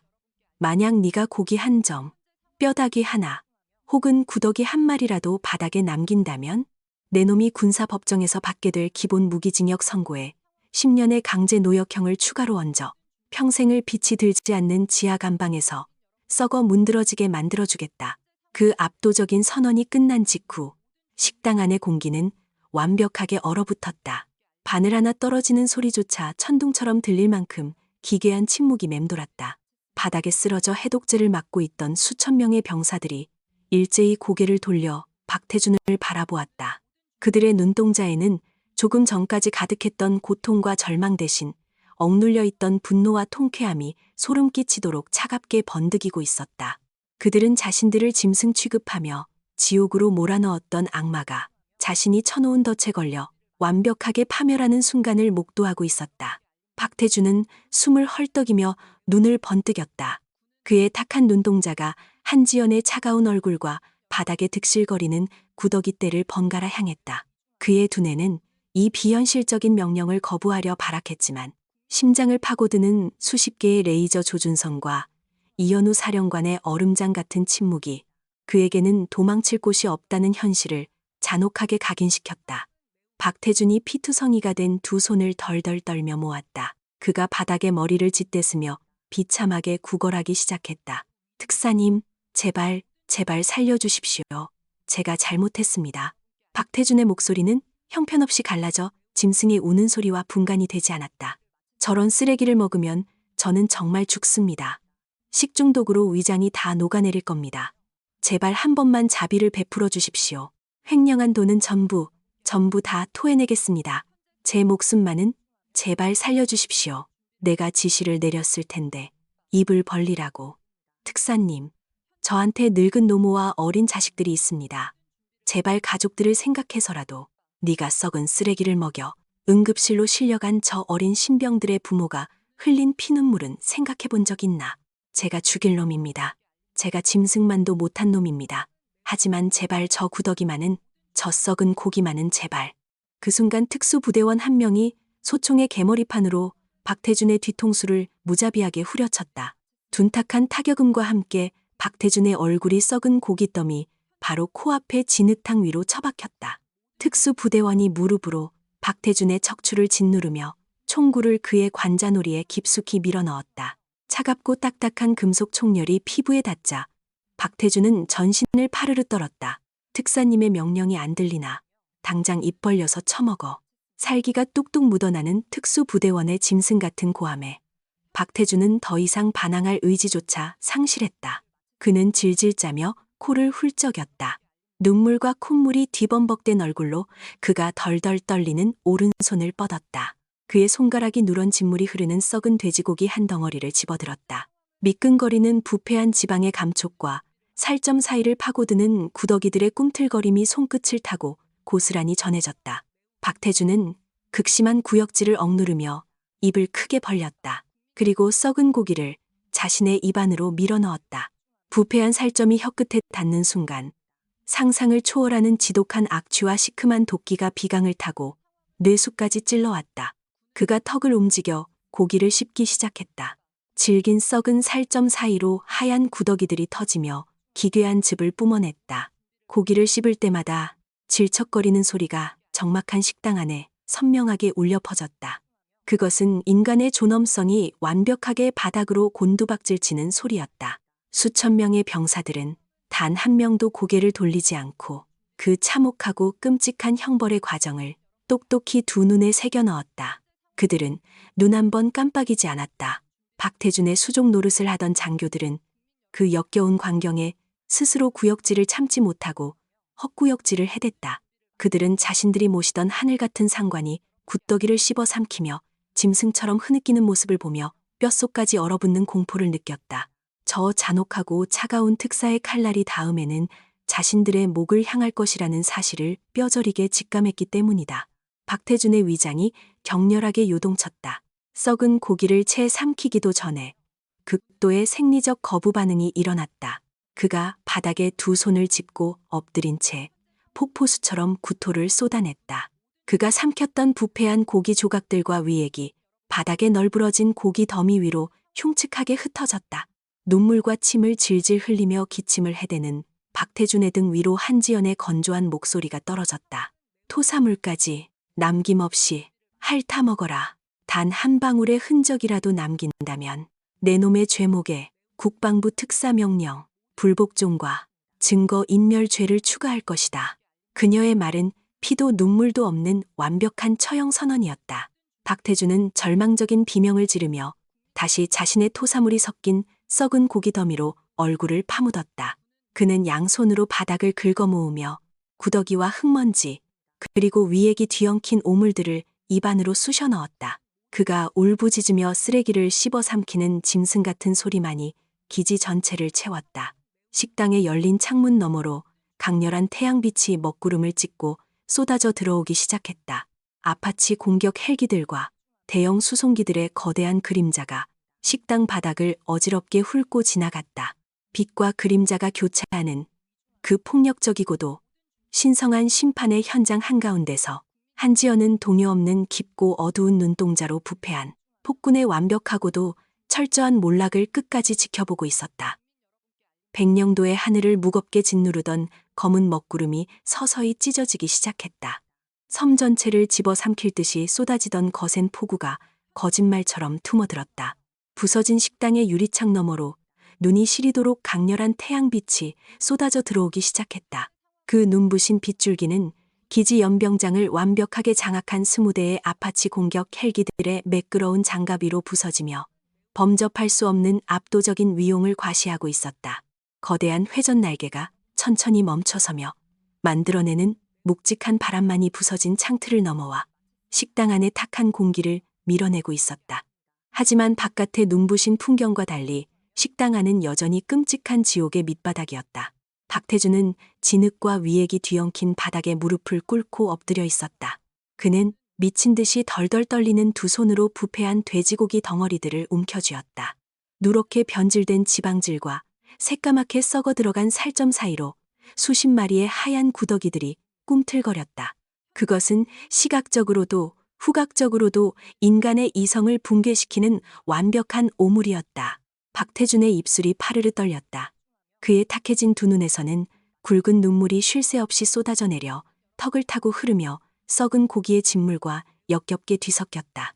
그의 등 뒤로는 검은 베레모를 쓴 특수부대원의 차가운 총구가 여전히 그의 뒷덜미를 짓누르고 있었다.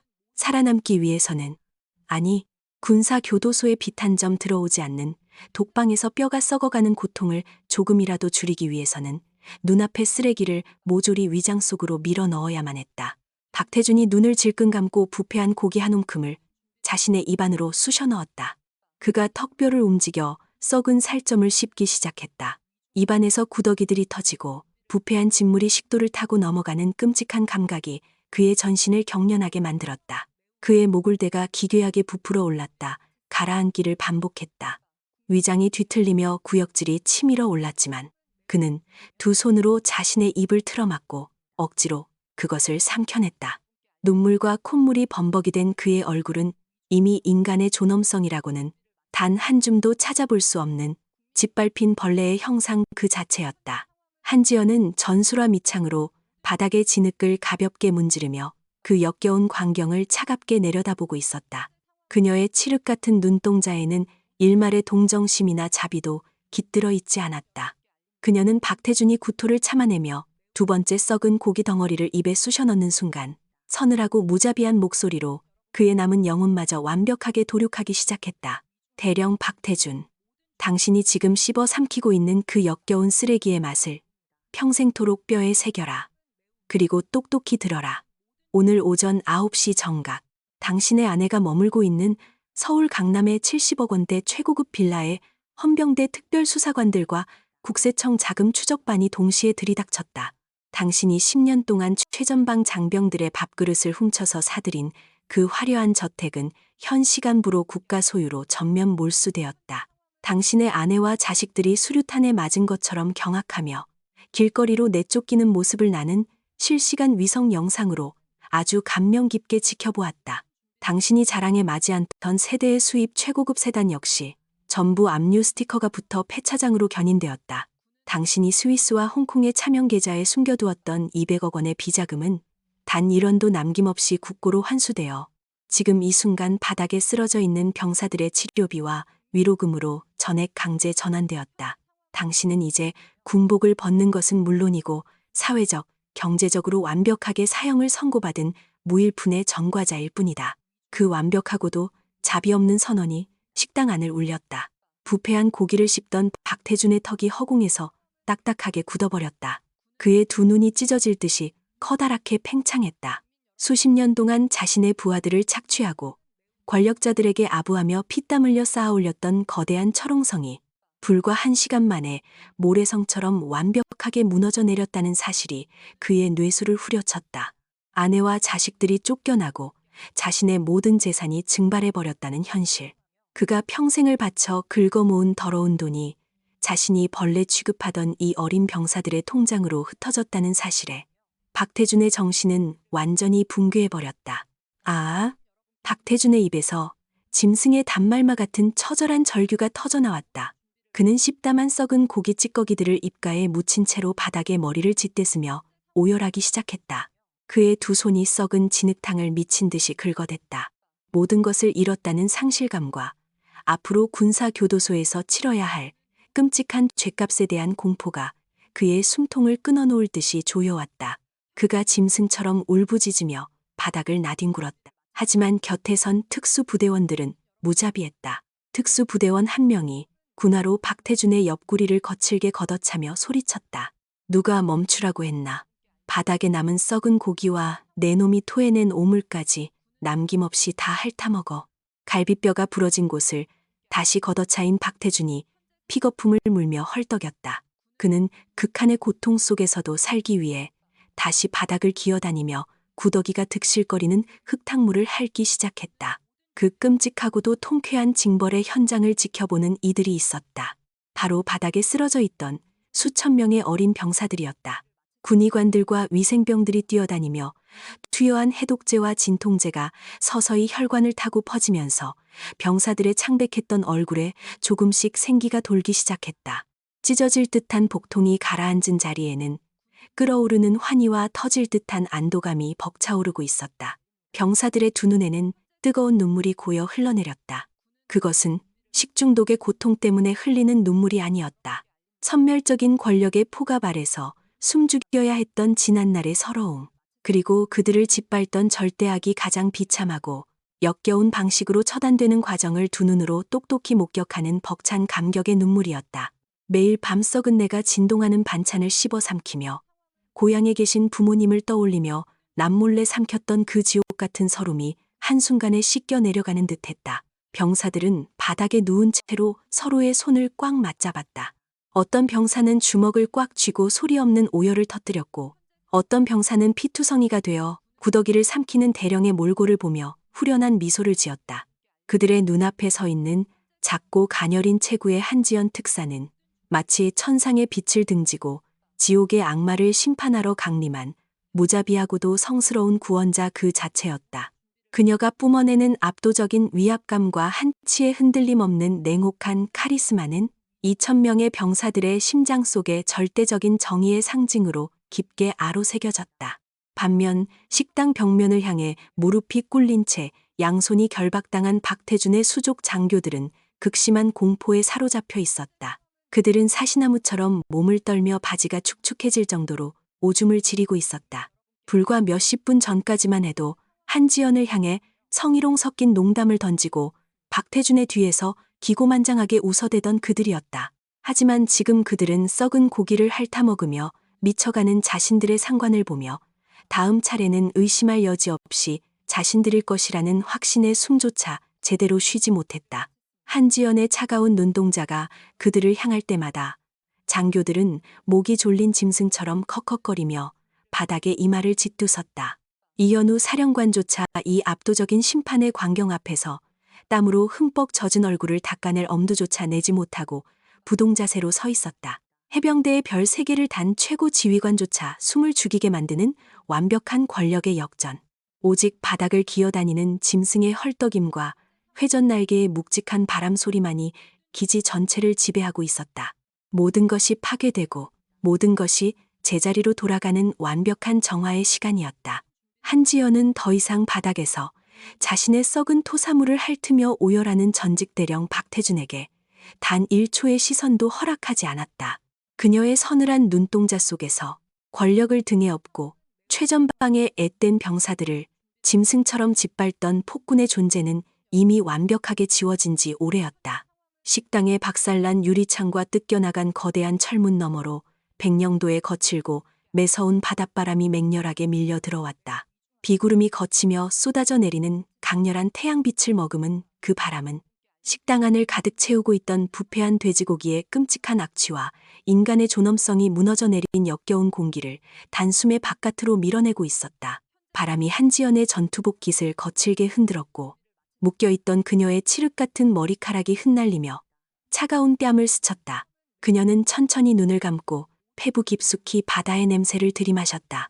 권력. 수많은 이들이 그 달콤하고 치명적인 독배를 마시고 스스로 괴물로 변해갔다. 바닥에서 벌레처럼 기어다니는 박태준도 서울의 안락한 집무실에서 수갑을 차고 끌려가고 있을 최고위급 장성 최민식도 마찬가지였다. 그들은 자신들의 어깨에 얹힌 묵직한 별과 무궁화 계급장이 약자를 마음대로 착취하고 유린해도 좋다는 면벌부라고 굳게 믿어 의심치 않았다. 권력을 타인의 입을 틀어막고 눈을 가리며 자신들의 더러운 주머니를 채우기 위한 폭력의 도구로만 사용해왔다. 하지만 그들은 권력의 진정한 본질이 무엇인지 전혀 알지 못했다. 한지연이 믿는 권력은 약자를 짓밟기 위한 채찍이 아니었다. 그것은 이 거대한 군사 조직의 핏줄을 타고 흐르는 썩어 문드러진 종양들을 도려내고 국가의 기강을 좀먹는 암세포들을 가차없이 베어버리기 위해 존재하는 가장 날카롭고 무자비한 심판의 검이었다. 지난 한 달의 시간, 이 고립된 최전방 섬에 위장 전입하여 창고 재물조사관이라는 말단 중위의 계급장을 달고 숨죽여 지내야 했던 수많은 짐승 같은 밤들이 그녀의 뇌리를 느릿하게 스쳐 지나갔다.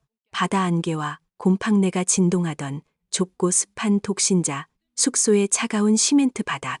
그곳에서 그녀는 매일 밤 단 한숨도 자지 못한 채 암호화된 군사 네트워크와 싸워야만 했다.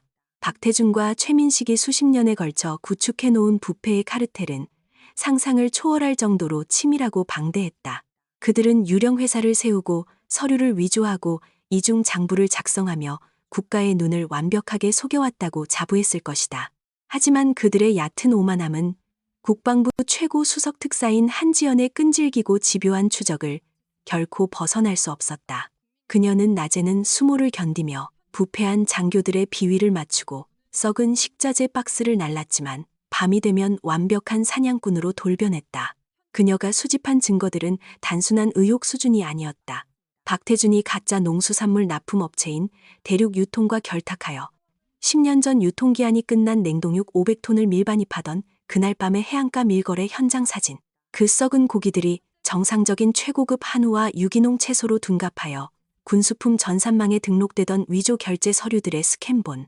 그리고 그 대금으로 지급된 국가 예산 70억 원이 5개의 차명 계좌를 거쳐 완벽하게 세탁된 뒤 최종적으로 국방부 군수국장 최민식의 스위스 비밀 계좌로 흘러들어가는 모든 자금 이동 경로에 IP 추적 데이터까지. 그녀는 그 방대한 데이터를 아주 작고 평범해 보이는 USB 메모리 칩 하나에 압축하여 담아두었다. 그녀가 모은 증거들은 대한민국 군부의 썩어빠진 근간을 뒤흔들고 수십 명의 장성급 지휘관들을 한꺼번에 군사교도소로 쓸어버릴 수 있는 완벽하고도 치명적인 폭탄이었다. 그리고 오늘 이 식당에서 어린 병사들이 피를 토하며 쓰러진 그 끔찍한 순간, 한지연은 마침내 그 거대한 기폭장치의 버튼을 눌러버린 것이다. 그녀의 귓가에 꽂혀있는 초소형 특수통신 이어폰을 통해 바다 건너 서울의 국방부 합동참모본부 건물에서 벌어지고 있는 대대적인 숙청 작업의 현장 상황이 건조한 기계음으로 실시간 보고되고 있었다. 최민식의 집무실 문이 특수 헌병대의 해머에 의해 산산조각이 났다. 자신이 평생토록 누려온 권력이 영원할 것이라 믿었던 최민식은 책상 밑에 숨어 바들바들 떨다가 뒷덜미를 잡혀 복도로 질질 끌려 나왔다. 그의 입에서는 살려달라는 비참하고 구차한 비명만이 흘러나왔고 수십 대의 카메라 플래시가 그의 수갑찬 양손과 일그러진 얼굴을 무자비하게 터뜨리며 그의 사회적 사형 선고를 전국에 생중계하고 있었다. 동시에 그의 아내가 거주하던 강남구 청담동의 70억 원대 최고급 빌라와 은밀하게 사들인 빌딩 2채에도 특별 수사관들이 들이닥쳤다. 벽면 금고에 숨겨져 있던 금괴와 5만 원권, 돈다발, 그리고 수십 개의 차명 통장들이 쏟아져 나왔다. 그 더러운 재물들은 모두 최전방에서 혹한의 추위와 싸우는 어린 장병들의 식판에서 빼앗은 핏방울이자 눈물이었다. 모든 것이 완벽하게 파괴되고 있었다. 부패한 자들의 거대한 제국이 한지연이라는 단 하나의 예리한 칼날에 의해 뿌리부터 철저하게 절단되어 불태워지는 중이었다. 이 거대한 청소 작업이 끝난 후에는 감히 어느 누구도 장병들의 생명을 담보로 자신들의 사리사욕을 채우려는 끔찍한 상상조차 하지 못할 것이다. 그것이 바로 한지연이 자신의 청춘과 목숨을 걸고 이 어둠 속의 특사 임무를 수행하는 단 하나의 유일한 이유였다. 한지연은 멍하니 굳어있는 이현우 사령관을 곁눈질로 한번 응시한 뒤 천천히 바닥에 놓여있던 자신의 더러워진 전술 장갑을 주워들었다. 그녀는 손가락 하나하나에 정성스럽게 장갑을 다시 꿰어찼다. 그리고 어깨에 묻은 보이지 않는 먼지를 털어내듯 툭툭 치며 옷깃을 반듯하게 세웠다. 그녀가 몸을 돌려 박살난 식당 출입구를 향해 걸음을 내디뎠다. 그녀의 무거운 전술화가 타일 바닥에 닿을 때마다 울리는 일정한 마찰음은 이 섬을 지배하던 지옥의 시간이 끝났음을 알리는 성스러운 종소리와도 같았다. 식당 내부와 바깥 복도에 도열해 있던 수십 명의 특수부대원들이 그녀가 다가오자 일제히 길을 내며 뒤로 물러섰다. 그리고 약속이라도 한 듯 누가 먼저랄 것도 없이 전원이 허리를 꼿꼿하게 세우고 그녀를 향해 절도 있는 거수경례를 올렸다. 그것은 단순한 상급자를 향한 의례적인 예우가 아니었다. 그녀가 보여준 무자비하고도 완벽한 정의의 집행에 대한 깊은 경외감이자 진정한 군인으로서 바치는 가장 뜨거운 존경의 표시였다. 바닥에 쓰러져 있던 수천 명의 병사들도 그녀가 지나가는 길을 향해 힘겹게 고개를 돌렸다. 그들의 창백한 입술 사이로 아무런 말도 흘러나오지 않았지만 그들의 눈빛은 이미 모든 것을 말해주고 있었다. 절망뿐이던 이 고립된 지옥에서 그들을 구원해준 단 한 명의 발길이, 그녀의 뒷모습은 병사들의 가슴 속에 영원히 잊히지 않을 거대한 빛의 기둥으로 새겨지고 있었다. 한지연이 마침내 식당 건물을 빠져나와 넓은 연병장 위로 올라섰다. 비가 그친 백령도의 맑은 하늘 위로 거대한 CH-47 수송 헬기들이 환자들을 이송하기 위해 굉음을 내며 프로펠러를 회전시키고 있었다. 강렬한 회전 날개의 바람이 바닥의 진흙을 사방으로 밀어내며 그녀의 앞길을 깨끗하게 열어주었다. 한지연은 뒤를 돌아보지 않았다. 부패한 자들의 처절한 비명과 피비린내 나는 악취는 이미 그녀의 등 뒤로 까마득하게 멀어지고 있었다. 그녀는 자신을 기다리고 있는 아파치 공격 헬기에 묵직한 문을 열고 조종석 뒷자리에 올라탔다. 이제 이 섬에 남겨진 더러운 찌꺼기들을 치우고 병사들을 치료하는 것은 남은 자들의 몫이었다. 그녀의 검은 눈동자는 벌써 또 다른 썩은 종양을 도려내기 위해 다음 목표를 향해 차갑고 예리하게 빛나고 있었다. 부패한 자들에게 자비란 존재하지 않으며 그녀의 절대적인 심판은 오직 완벽한 파멸만을 선사할 뿐이었다. 헬기의 문이 닫히고 육중한 기체가 백령도의 맑은 하늘을 향해 거칠게 솟구쳐 올랐다. 그것은 절망에 빠진 자들에게는 구원의 비상이요, 죄지은 자들에게는 평생토록 잊을 수 없는 끔찍한 사신의 그림자였다. 백령도의 하늘을 무겁게 짓누르던 검은 먹구름이 서서히 찢어지기 시작했다. 섬 전체를 집어삼킬 듯이 쏟아지던 거센 폭우가 거짓말처럼 터머들었다. 부서진 식당의 유리창 너머로 눈이 시리도록 강렬한 태양빛이 쏟아져 들어오기 시작했다. 그 눈부신 빗줄기는 기지 연병장을 완벽하게 장악한 20대의 아파치 공격 헬기들의 매끄러운 장갑 위로 부서지며 범접할 수 없는 압도적인 위용을 과시하고 있었다. 거대한 회전 날개가 천천히 돌아가며 만들어내는 묵직한 바람만이 식당 안의 탁한 공기를 밀어내고 있었다. 한지연은 무거운 전술화를 끌며 끔찍한 지옥의 밑바닥 같았던 중앙식당의 문턱을 넘어섰다. 그녀의 등 뒤로는 여전히 썩은 고기를 핥으며 오열하는 전직 대령 박태준의 처절한 비명소리가 희미하게 메아리치고 있었다. 하지만 그녀는 단 한 번도 고개를 돌려 그 비참한 몰골을 확인하지 않았다. 권력이라는 이름의 괴물에게 영혼을 팔아넘긴 자의 최후는 언제나 그토록 역겹고 추악한 법이었다. 연병장으로 나선 그녀의 얼굴 위로 차갑고 매서운 바닷바람이 거칠게 불어왔다. 비바람에 씻겨내려간 백령도의 공기는 놀라울 정도로 맑고 투명했다. 짙은 소금기와 축축한 물안개가 엉켜붙어 있던 아침의 우울한 풍경은 온데간데 없이 사라지고 이제는 코끝을 찌르는 청량한 바다 냄새만이 섬 전체를 감싸고 있었다. 그것은 부패와 탐욕으로 얼룩졌던 이 고립된 군사기지가 마침내 기나긴 병마를 털어내고 새롭게 호흡하기 시작했음을 알리는 자연의 섭리였다. 그녀의 칠흑 같은 머리카락이 바람에 흩날리며 창백한 뺨을 스쳤다. 연병장 한가운데서는 이현우 사령관의 다급한 지시를 받은 CH-47 대형 수송 헬기들이 분주하게 움직이고 있었다. 검은 베레모를 쓴 특수 부대원들과 의무병들이 들것을 들고 쉴 새 없이 헬기와 식당 사이를 오가고 있었다.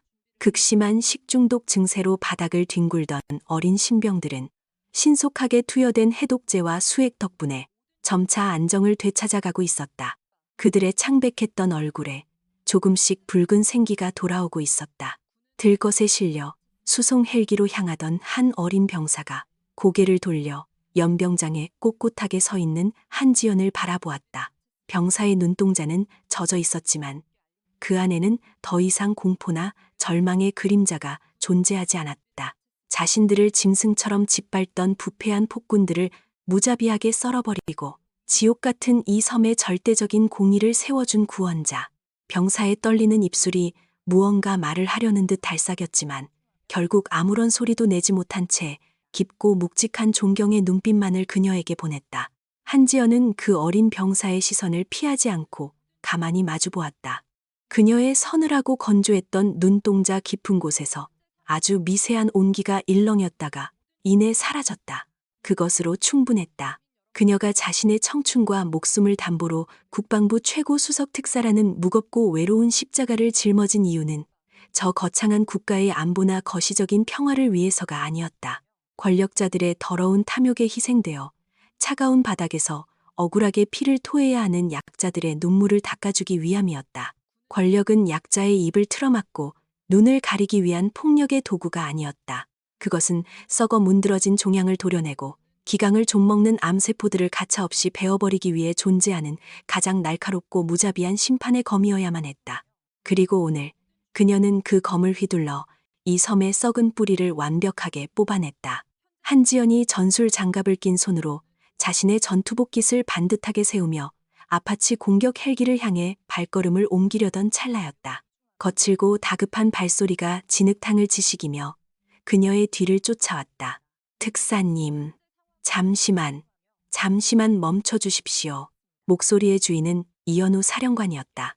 해병대의 정점에 선 쓰리스타 장군이 방금 전까지 땀으로 흠뻑 젖어 있던 얼굴을 굳게 굳힌 채 그녀의 등 뒤에 멈춰섰다. 한지연은 걸음을 멈추었지만 곧바로 몸을 돌리지는 않았다. 그녀는 고개만 살짝 돌려 어깨 너머로 이현우를 차갑게 곁눈질했다. 무슨 일입니까? 사령관. 이현우는 마른 침을 꿀꺽 삼켰다. 그의 두 눈에는 여전히 한지연이 뿜어내는 압도적인 위압감에 대한 본능적인 두려움이 서려 있었다. 이 섬에 남아있는 박태준의 잔당들과 헌병대에 압송될 부패 장교들에 대한 처분은 어떻게 마무리해야 하겠습니까? 그걸 나에게 묻는 겁니까? 그녀의 목소리는 칼날처럼 예리하고 차가웠다. 이현우의 어깨가 눈에 띄게 움찔거렸다. 하문해 주신다면 그 뜻을 한치의 오차도 없이 따르겠습니다. 한지연이 천천히 몸을 돌려 이현우를 정면으로 마주보았다. 그녀의 칠흑 같은 눈동자가 이현우의 심연을 꿰뚫을 듯이 깊게 파고들었다. 사령관, 당신은 지금 책임을 회피할 명분을 찾고 있는 건가요? 아니면 나에게 충성심을 증명하고 싶은 건가요? 그런 뜻이 아닙니다. 저는 오직 둘 다 틀렸습니다. 이현우의 입술이 파르르 떨렸다. 당신이 진정으로 해병대의 최고 지휘관이라면 지금 나에게 지시를 구할 것이 아니라 당신 스스로의 손으로 저 남은 썩은 살점들을 도려내야 합니다. 명심하겠습니다. 내가 박태준의 목통을 물어뜯기 전까지 당신은 최민식이라는 거대한 권력의 그림자에 숨어 이 섬의 참상을 묵인해왔습니다. 이현우의 얼굴이 수치심과 공포로 붉게 달아올랐다. 그 방관의 대가가 얼마나 끔찍한 파멸을 불러왔는지 오늘 두 눈으로 똑똑히 보았을 텐데요. 뼈저리게 통감하고 있습니다. 제 무능함을 죽음으로 씻으라 하셔도 달게 받겠습니다. 당신의 목숨은 필요 없습니다. 하지만 기억하십시오. 한지연이 한 걸음 앞으로 다가가 이현우의 코앞에서 멈춰섰다. 그녀의 입술에서 흘러나오는 단어 하나하나가 절대적인 사형 선고처럼 무겁게 짓눌러왔다. 현 시간부로 제육여단의 모든 지휘 계통을 전면 해체하고 재구성하십시오. 조금이라도 비리에 연루된 자가 있다면 계급을 막론하고 전부 군사 법정에 세우십시오. 알겠습니다.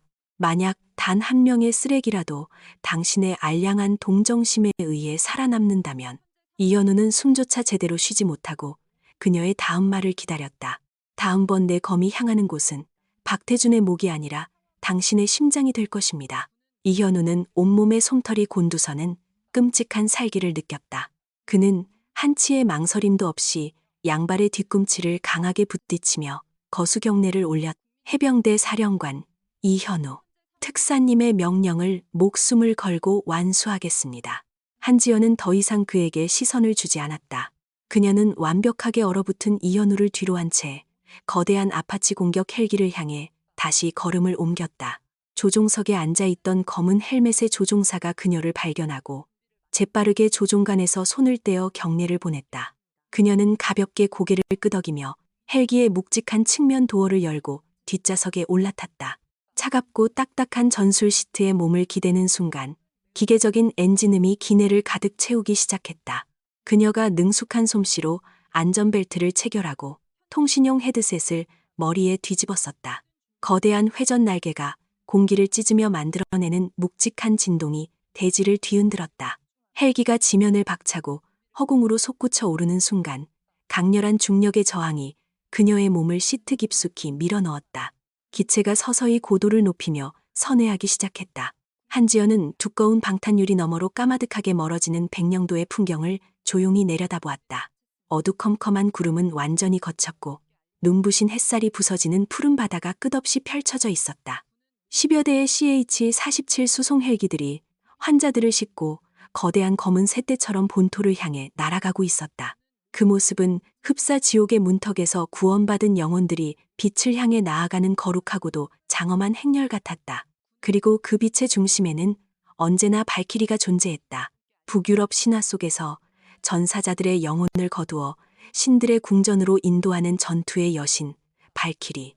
그것은 그녀에게 부여된 핏빛 암호명이자 이 썩어 빠진 군사 조직 안에서 그녀가 짊어져야 할 숙명 그 자체였다. 그녀는 무고한 병사들에게는 죽음의 문턱에서 손을 내미는 성스러운 구원자였지만 권력을 탐하는 부패한 자들에게는 영혼까지 갈기갈기 찢어발기는 절대적이고 무자비한 사신이었다. 박태준의 오만함은 썩은 고기와 구더기 속에서 비참하게 짓밟혔다. 최민식의 탐욕은 70억 원짜리 저택과 200억 원의 비자금과 함께 완벽하게 불타올라 잿더미가 되었다. 그들이 쌓아 올렸던 거대한 부패의 제국은 일개 초급 장교로 위장했던 그녀의 치밀하고 냉혹한 계산 앞에서 단 하루 만에 모래성처럼 붕괴해버렸다. 기체가 구름을 뚫고 끝없는 창공을 향해 날아올랐다. 바다의 경계선이 아득하게 멀어지고 거대한 육지의 실루엣이 서서히 시야에 들어오기 시작했다. 모든 것이 끝났다. 백령도를 지배하던 악몽은 이제 과거의 잔해로 남았고 병사들은 새로운 태양 아래서 다시 호흡할 것이다. 하지만 한지연의 가슴속 깊은 곳에서는 어떠한 성취감이나 안도감도 피어오르지 않았다. 그녀의 서늘한 눈동자는 오히려 더욱 깊고 차갑게 가라앉아 있었다. 하나의 종양을 도려냈다고 해서 거대한 몸통 전체에 퍼진 암세포가 모두 사라지는 것은 아니었다. 권력의 단맛에 취한 하이에나들은 여전히 대한민국 국방부의 가장 깊고 어두운 심장부에 풀리를 틀고 있었다. 그들은 또다시 누군가의 피와 땀을 착취하여 자신들의 배를 불릴 새로운 사냥감을 찾아낼 것이다. 그 추악한 고리를 끊어내기 위해 특사 한지연의 심판은 결코 멈출 수 없었다. 그녀는 창밖의 구름을 응시하며 조용히 숨을 골랐다. 전투는 끝났지만 전쟁은 이제 막 시작되었을 뿐이다. 갑자기 그녀가 착용하고 있던 특수통신 헤드셋에서 날카롭고 건조한 기계음이 울렸다. 수백 킬로미터 떨어진 국방부 합동참모본부의 지하 벙커에 위치한 보안 서버에서 암호화된 데이터가 전송되는 소리였다. 그녀가 헤드셋의 측면 버튼을 가볍게 눌렀다. 음성 변조된 지휘 통제실 통제관의 목소리가 고막을 때렸다. 발키리 01. 상황 종료를 확인했다. 보고합니다. 백령도의 정화 프로토콜은 완벽하게 달성되었습니다. 현재 남은 잔당들은 이현우 사령관의 책임하에 전면 해체 중입니다. 수고했다. 최민식의 체포와 자금 압수수색 역시 성공적으로 마무리되었다. 당신이 전송해준 데이터 덕분에 장성급 인사 15명의 비리 혐의를 추가로 확보했다. 다음 지시를 대기하겠습니다. 쉴 틈을 주지 못해 유감이지만 사태가 급박하다. 헤드셋 너머로 타자기를 두드리는 듯한 무거운 소리가 들려왔다. 방금 전 최민식의 차명 계좌를 추적하던 중 새로운 자금의 종착지를 발견했다. 종착지라 하심은 서울 한복판, 국내 최대 규모의 방위산업체, 태성중공업이다. 한지연의 눈빛이 면도날처럼 날카롭게 번뜩였다. 태성중공업, 차세대 전투기와 전차의 부품을 독점적으로 납품하며 정재계를 쥐락펴락하는 거대한 군산복합체의 심장. 그들이 내년에 실전 배치될 차세대 차륜형 장갑차의 핵심 방탄 철판을 규격 미달에 젖을 중국산 고철로 둔갑시켜 납품하려 한다는 정황이 포착되었다. 이대로 실전에 투입된다면 장갑차에 탑승한 우리 장병들은 적의 총탄 한 발에 몰살당하게 된다. 한지연은 굳게 담은 입술을 살짝 비틀어 올렸다. 그것은 먹잇감의 숨통을 끊기 직전에 맹수만이 지을 수 있는 소름 끼치도록 차갑고도 매혹적인 미소였다. 썩은 고기를 먹이던 하수구의 쥐새끼들을 처리했더니 이번에는 장병들의 목숨을 담보로 쇳덩어리를 팔아먹는 거대한 악어가 수면 위로 고개를 내민 격이었다. 특사님의 승인을 요청한다. 통제관의 목소리가 묵직하게 가라앉았다. 발키리 01. 태성중공업에 대한 정화 프로토콜을 가동하겠는가. 한지연은 헤드셋의 마이크를 입가로 끌어당겼다. 그녀의 창백하고도 아름다운 얼굴 위로 짙은 그림자가 드리웠다. 그녀의 입술 사이로 흘러나온 한마디는 그 어떤 폭발음보다도 치명적이고 압도적인 파괴력을 품고 있었다. 프로토콜을 승인합니다. 사냥을 준비하십시오. 통신이 끊겼다. 거대한 아파치 헬기가 먹구름을 완전히 벗어나 찬란하게 빛나는 태양을 향해 고도를 더욱 높였다. 그녀의 등 뒤로 백령도의 모습은 이미 하나의 작은 점이 되어 완벽하게 사라지고 없었다. 하지만 그녀가 휘두른 심판의 칼날은 이제 바다를 넘어 거대한 빌딩 숲이 빽빽하게 들어선 서울의 심장부를 향해 무자비하게 날아가고 있었다. 부패한 자들의 제국이 다시 한번 철저하게 피로 물들 시간이 다가오고 있었다. 과연 그 견고한 철옹성 안에서 안일하게 샴페인을 터뜨리고 있을 태성 중공업의 수뇌부들은 자신들을 향해 강림하고 있는 이 절대적인 사신의 발소리를 언제쯤 눈치챌 수 있을까? 그들이 쌓아올린 탐욕의 성벽이 무너져 내릴 다음 지옥의 무대는 어디가 될 것인가? 청취자 여러분, 오늘 이야기를 통해 아주 소박하지만 깊은 교훈 하나를 전해드리고 싶었습니다. 권력은 약자를 짓밟기 위해 있는 것이 아니라 목소리를 내지 못하는 사람들을 보호하기 위해 존재한다는 것입니다. 여러분이 지금 어떤 자리에 있든 이것만은 꼭 기억해 주세요. 언젠가 반드시 정의는 찾아오며 그 정의는 악인이 전혀 예상하지 못한 방식으로 찾아온다는 사실을요. 오늘 한지연의 통쾌한 심판 여정에 함께해 주셔서 감사합니다. 이번 이야기가 여러분께 약간의 분노와 속이 뻥 뚫리는 통쾌함, 그리고 무엇보다 진실에 대한 굳건한 믿음을 안겨드렸기를 바랍니다. 여러분 모두 늘 건강하시고 평안하시기를 바랍니다. 삶이 아무리 가혹하더라도 공정하고 용기 있는 마음을 잃지 마시길 응원합니다. 오늘 이야기가 마음에 드셨다면 댓글로 여러분의 생각을 남겨주세요. 가장 인상 깊었던 장면은 무엇이었나요? 박태준 대령에게 어떤 벌이 더 내려져야 마땅하다고 생각하시나요? 아니면 여러분이 직접 겪었거나 목격했던 억울한 일이 있다면 언제든 공유해주세요. 여러분이 남겨주신 댓글은 하나하나 꼼꼼히 읽고 답변해드리겠습니다. 진심으로 감사합니다. 다음 이야기에서 다시 찾아뵙겠습니다. 모두 편안한 밤 보내시고 늘 건강하세요.